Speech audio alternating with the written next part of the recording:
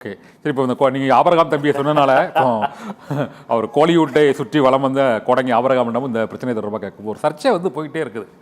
இது உங்களுக்கு தெரியாததில்லை. இது நம்ம தமிழ் சமூகத்தை பொறுத்தவரை இந்த சினிமாவும் அரசியலும் அது அண்ணா, கலைஞர், எம்ஜிஆர், ஜெயலலிதா காலத்திலேருந்து பின்னர் ரஜினி, கமல், பாக்கியராஜ், ராஜேந்தர்லேருந்து இப்போதைக்கு அதன் பின்னர் விஜயகாந்த் அதன் பிறகு இப்போது விஜய் வரை இந்த தொடர்ச்சி நீடிச்சுக்கிட்டே இருக்குது. இந்தியாவில் வேறு எந்த மாநிலத்திலும் இந்த போல் இந்த திரைப்படங்கள் அரசியலாக்கப்படுவது, நடிகர்கள் அரசியலுக்கு வருவது, அவர்களுக்கு ஒரு பெரிய செல்வாக்கு இருப்பது போன்ற ஒரு தோற்றம் உருவாகுவது ஆகியவை அவர்கள் ஆட்சி அதிகாரத்திற்கும் ஒரு 3 முதலமைச்சர்கள் திரைத்துறையிலிருந்து வந்திருப்பதால் அந்த எதிர்பார்ப்பு இருக்கிறது. ஆனால் இப்போதைக்கு இந்த ஜனநாயகன் பராசக்தி ரிலீஸில் நிறைய செய்திகள் மொத்தமுள்ள ஒரு 1200 தேட்டரில் ஒரு படத்துக்கு அதிகமாக ஒரு படத்துக்கு குறைவாகவும் ஒதுக்கீடு செய்யப்படுவதற்கான வாய்ப்பு இருக்கிறது. நம்ம திருச்சி ஸ்ரீதர் சார் அப்படி ஒன்றும் இல்லை.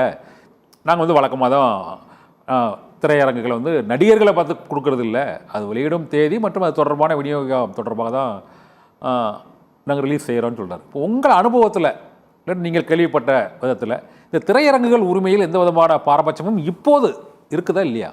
இல்லை, ஆக்சுவலாக ஒரு விஷயத்த தெளிவாக புரிஞ்சுங்களேன். திரையரங்குகள் நடத்துறது சாதாரண கிடையாது, பெரிய சிரமத்துக்கு இடையில தான் நடத்துறாங்க. இந்த மாதிரி பெரிய படங்கள் வரும்போது தான் அவர்களுக்கான ஒரு அறுவடை டைம். அது அண்ணனும் ஒத்துப்பாரு. சரி சரி. ஏன்னா நீங்க சிறு படங்களுக்கு கொடுக்க மாட்டேங்கிறாங்கன்னு நிறைய குற்றச்சாட்டு ரொம்ப காலமாவே இருக்கு. உண்மை இல்லையா? இல்ல இல்ல, அதுதான் சொல்ல வரேன். என்னன்னா ஆக்சுவலா நீங்க சிறு படங்களுக்கு கொடுக்க மாட்டேங்கிறாங்க, சிறு படங்களுக்கு கொடுக்கும் போது திரையரங்களுக்கு ஒதுக்கப்படும் போது அங்க மக்கள் பார்வைக்கு அந்த படத்தை கொண்டு போய் சேர்க்கிற விஷயம் இருக்குல்ல, தயாரிப்பு நிறுவனங்கள் அதுல சொதப்புறாங்க. இப்படி ஒரு படம் வருதுன்னே தெரிய மாட்டேங்குது சார். அப்ப தியேட்டர்ல போயிட்டு நீங்க பெரிய ஆர்டிஸ்ட்னா யாரும் சொல்ல வேண்டியதே இல்லை, உடனடியாக அது எங்கேயாவது கண்டுபிடிச்சு உள்ள வந்துருவாங்க. சிறு படங்களுக்கு வரும்போது தியேட்டர்களை ஒரு குறிப்பிட்ட எண்ணிக்கையில் அவர்கள் டிக்கெட் சேல் ஆனாதான் அதை தியேட்டரை அவங்க ரன் பண்ண முடியும். இல்லைன்னா அந்த தியேட்டருக்கு அவங்க அதை ஷோ கொடுத்தோம், அந்த ஷோ அவங்களுக்கு நஷ்டம் தான். இன்னொரு குற்றச்சாட்டு தியேட்டருக்காரங்க மேல அடிக்கடி வைக்கிற விஷயம் என்னன்னா, அது அண்ணனும் ஒத்துப்பாரு, பார்க்கிங் பிரச்சனை இருக்குது. பிளஸ் அந்த கொடுக்குற ஸ்நாக்ஸ் விஷயங்கள்ல அவங்க அதுக்கு தான் அவங்க முக்கியத்துவம் கொடுக்குறாங்க. அப்படிலாம் கிடையவே கிடையாது. நல்ல படம் வந்தா அங்க அடிஷனலா அவர்களுக்கான வருவாய் வரும். இப்ப நீங்க கடந்த ஆண்டு இந்த ஆண்டு எடுத்துங்களேன், கிட்டத்தட்ட 280 படங்கள் வரைக்கும் வந்திருக்கு.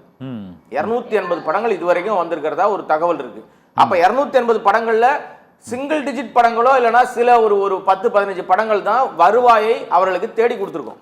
அதுல ஒரு சில படங்கள் தான் அவங்களுக்கு அதிக வருவாய் வந்திருக்கும். அப்ப அவங்க ஆண்டு முழுக்க கிட்டத்தட்ட அவங்க டாக்ஸ்ன்னு சொல்லிட்டு 2 விஷயங்கள். இப்ப நீங்க லோக்கல் பாடி கட்ட வேண்டியிருக்கு, இன்னும் பல பிரச்சனைகளை அவங்க சந்திக்க வேண்டியிருக்கு. போதாக்குறைக்கு ஜிஎஸ்டி இருக்கு, ஏகப்பட்ட பிரச்சனை இருக்கு. அப்ப வருவாய் வந்தா தானே அவங்க அதை செய்ய முடியும்.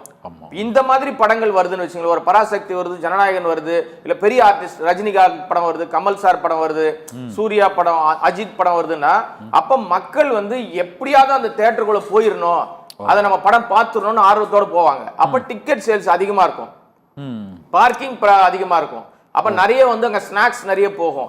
இது தியேட்டர்காரங்களுக்கு இது அறுவடை டைம். ஓகே. இப்போ இந்த பராசக்தி ஜனநாயகர்ல இது அரசியல் இருக்குதா பாக்குறீங்களா சார்? திரையரங்க ஒதுக்கீடு இல்ல அதுதான் சொல்ல வரேன். இப்ப என்னன்னா, இப்ப நீங்க சொல்ற மாதிரி அப்படிலாம் எந்த அரசியல் ஒதுக்கீடு தியேட்டர்காரங்க. இப்போ 9ஆம் தேதி ஜனநாயகன் வருது. கூடுமான வரைக்கும் எனக்கு தெரிஞ்சு என்னுடைய அனுபவத்துல பெரும்பாலும் 99% இல்ல 95% ஜனநாயகம் தான் போடுவாங்க. இன்னொரு படம் வருது, தெலுங்குல இருந்து ஒரு படம் வருது, ஆனா அதுக்கு குறைவான எண்ணிக்கையில் தான் தியேட்டர் கிடைக்கும், ஷோஸ் தான் கிடைக்கும். ஆனால் அடுத்த நாளே இன்னொரு படம் வருது. இப்ப பராசக்தி வரும்போது 14ஆம் தேதி வெளியிட்டு திடீர்னு 10ஆம் தேதி மாத்திருக்காங்களா சார்? சார் அது தயாரிப்பாளரோட முடிவு. பிரச்சனை இல்ல, அது தியேட்டர்காரங்களையோ இல்ல நடிகரையோ எப்படி குறை பாதிக்காது, அது தயாரிப்பாளரோட முடிவு. என் படம் நான் முன்னாடி வருது சார், இதுக்கு இவ்வளவு பேசுறமே. நம்ம 10 ஆண்டுகளுக்கு முன்னாடி 15 ஆண்டுகளுக்கு முன்னாடிலாம் பொங்கல் அன்னைக்கு 4 ஹீரோக்கள் படம் வரும், 4 ஹீரோ 5 ஹீரோ படங்கள் வரும், ஒவ்வொரு தேதியிலும் ஒரு படம் தான் ஓடும். நீங்க இன்னொரு விஷயம் என்னன்னா, அந்த படங்களை மக்கள் பார்வைக்கு போன பிறகு படம் நல்லா இருந்தாலும் நல்லா இல்லனாலும் ஃபெஸ்டிவல் டைம்ல ஒரு புது படம் பார்க்கணும் எண்ணம் இருக்கும் மக்களுக்கு.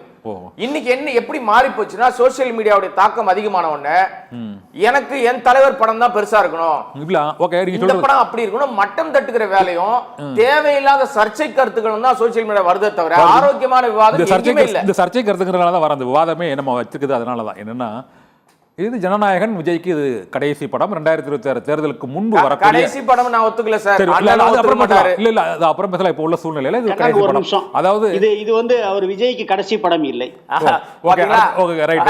சரி ஓகே, கடைசி படம் இல்ல, இதான் தேர்தலை ஒட்டி வரக்கூடிய படம். அவர் கடைசி படம் என்று அறிவித்திருந்தார். அதனால தேர்தலை ஒட்டி வரக்கூடிய படம். அது அது correct. ஓகே. இது வந்து இது எதிர்பார்ப்பு எப்படி இருக்குன்னா, இதுக்கு முன்னதாக 1973 திமுகவில் இருந்து நீக்கப்பட்ட எம்ஜிஆர் நடித்த உலகம் சுற்றும் வாலிபன் வரும்பொழுது அதற்கு பல்வேறு தடைகள் போடப்பட்டது போல இப்போது ஜனநாயகனுக்கு அப்படி ஒரு பட்ட தடைகள் போடப்படுகிறதோ, அதற்காகத்தான் 14ஆம் தேதியிலிருந்து 10ஆம் தேதிக்கு இந்த படம் ரிலீஸ் தேதி மாற்றப்பட்டிருக்கிறதோ என்றெல்லாம் பேசப்படுகிறது. உறுதிப்படுத்தப்படவில்லை. விஜயோட கடைசி படம் என்பது எவ்வாறு உறுதிப்படுத்தப்படவில்லை, அது போல இதுவும் வந்து பேசப்படுகிறது. இதனால இந்த திரையரங்குகள் வந்து மொத்தம் ஒரு 1200 ரெண்டுக்கும் பாதி பாதி ஒதுக்கீடு பண்ணணும் அப்படிங்கிற ஒரு சர்ச்சை போய்கிட்டு இருக்கதாகவும் சொல்றாங்க. இது உண்மையா இல்லையா? இல்ல இல்ல அப்படிலாம் கிடையாது சார். நீங்க திரையரங்குகளை பொறுத்த வரைக்கும் ஜனநாயகனுக்கு ஒரு இது இல்ல. இல்ல இல்ல நான் இல்ல தெளிவுபடுத்துறேன். அண்ணன் திரையரங்கு உரிமையாளர் சம்பந்தமா அண்ணன் தெளிவான நீங்க கருத்து சொல்லுங்க, சொல்லுவாரு. அவர் சொல்லட்டும். நான் சொல்லிடுறேன் என்னன்னா, இந்த கேள்விக்கு எந்த நீங்கள் திரையரங்குகளும் எந்த திரையரங்குகளும் மக்கள் வந்து கூட்டம் வருகிற படத்துக்கு குறைவில்லாம தியேட்டர் கொடுப்பாங்க. ஒருவேளை நீங்க வந்து ஒரு அழுத்தத்தின் காரணமா தியேட்டரை கொடுத்துட்டாங்கன்னு கூட வச்சுங்களேன், டிக்கெட்டே உள்ள வரல, ஆட்களே உள்ள வரல, இன்னொரு படத்துக்கு ஆட்கள் வெயிட் பண்றாங்கன்னா ஆட்டோமேட்டிக்கா அவங்க என்னதான் ரேஷியோல ஒத்துக்கிட்டு இருந்தாலும் படம் மாறிடும். இன்னொரு விஷயம், நீங்க அந்த அவங்களுடைய சதவீத பங்கு பிரிக்கிறாங்க இல்லையா, இதுல வந்து அவங்க வந்து கரெக்டான சதவீதத்துல வந்தால் தியேட்டருக்காரர்களுக்கு லாபம் இருக்கிற மாதிரி ஒரு சூழ்நிலை உருவானால் நிச்சயமாக அந்த படத்துக்கு தான் அவங்க கொடுப்பாங்க. அது யாரு இவர் ஹீரோ அவர் ஹீரோ அதெல்லாம் கிடையாதுங்க. இங்க பொறுத்த வரைக்கும் 70-30 கொஞ்சம் டவுனா தான் இருக்கும். இதுவே ஒரு 60-40 அடுத்தடுத்த நாள் ரிலீஸ் பண்ணதுனால ஒரு நாள் போட்டு எடுக்க முடியல சார்.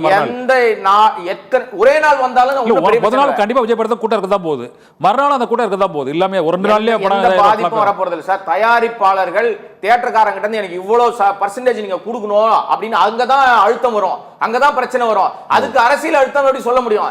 நல்லா இருக்கு என் படம், நான் கொண்டாடுறேன், மக்கள் பார்க்கட்டும். இல்ல மறுநாளே இது வெளியிடுறதுனால அது கொஞ்சம் ஒரு ஷேக் ஆகும். ஒண்ணுமே ஒரு 1000 தேட்டர்ல போடுறது திடீர்னு 400 தேட்டர்ல தூக்குனா சிவகார்த்திகேயன் படத்துக்காண்டி அதனோட ப்ரொடியூசருக்குள்ள பவர்னால இருங்க சார். 10 நாள்ல ஓடக்கூடிய படம் கூட ஒரு 10 நாள் ஓடும். எனக்கு தெரிஞ்சு, நான் தெரியாம கேக்குறேன், இப்ப வருகிற படங்கள்லாம் எங்க சார் 25 நாள் 50 நாள் 100 நாள் வெள்ளி விழாலாம் எங்க சார் கொண்டாடுறது இல்ல. அப்ப அதுக்கு என்ன காரணம்னா, திரையரங்குகள் ஸ்கிரீன்ஸ் அதிகமானது ஒரு பக்கம், ரெண்டாவது என்னன்னா மக்கள் பார்வைக்கு மக்கள் பார்த்து கொண்டாடுற மாதிரி படங்கள் வர்றதில்ல.